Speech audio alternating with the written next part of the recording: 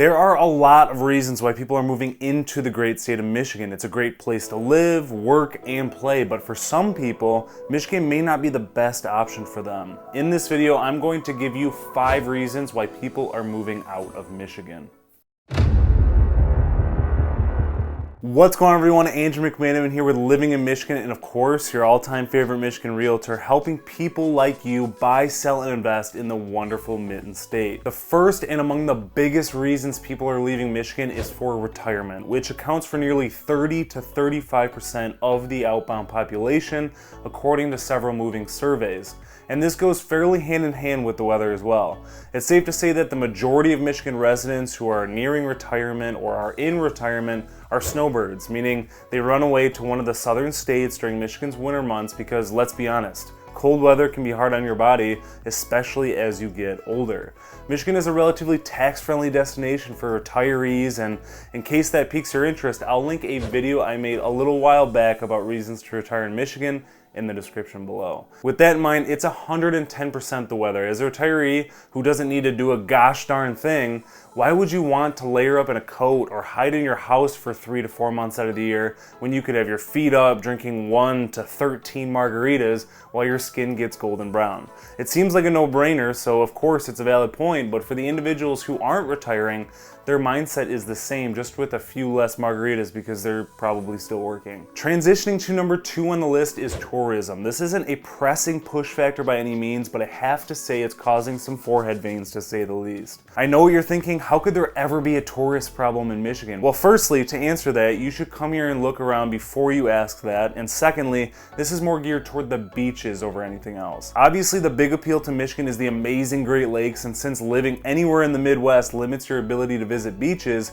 it goes without question that those folks are making the adventure to the Mitten State. Of course, there's an abundance of state parks, recreational areas, and too many inland lakes with sandy beaches to count on 100 hands, but when you have the ability to visit one of the world's largest surface freshwater ecosystems, you take that opportunity without thinking twice. Of course, tourism is what makes an economy go round, but I think there's a gray line to that, especially when there's been reports of increasing levels of waste and litter across the Great Lakes beaches and endless complaints about how crowded the beaches have been over the last couple years. Again, not the biggest push factor, but it's one that I'm sure tugs on a few angry strings, especially if you live close by. Switching gears to number 3, we have jobs. This point is included in any list of reasons people leave an area, no matter what state it was in, because that's simply how it goes in the workforce. In a world where goods and services are inflating, money tends to be a very hot commodity, so it's in human nature to go where the opportunity is. No matter if it's a city, state, or country over. Depending on your industry, the opportunity that comes your way could be across the country or just across a single state line. Many sources on this topic pertaining to Michigan say people are leaving this automotive-centric state because the industry is declining and everything is falling apart.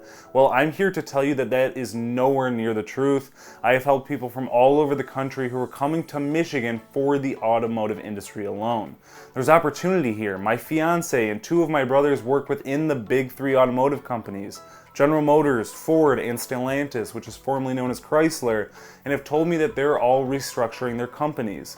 This is all public information, with automotive emission regulations needing to be nearly cut in half by 2030, and all the automotive companies needing to get rid of all their gas vehicles to make electric only.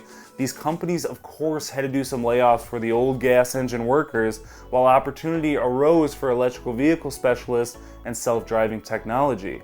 These companies adapted to regulations and had to make changes, but to say there's an extraordinary opportunity here is an understatement. Like I said, people leave here because they have an opportunity in an industry of their choosing, so if that's what gave them the push factor out of the state of Michigan, by all means, go chase that opportunity.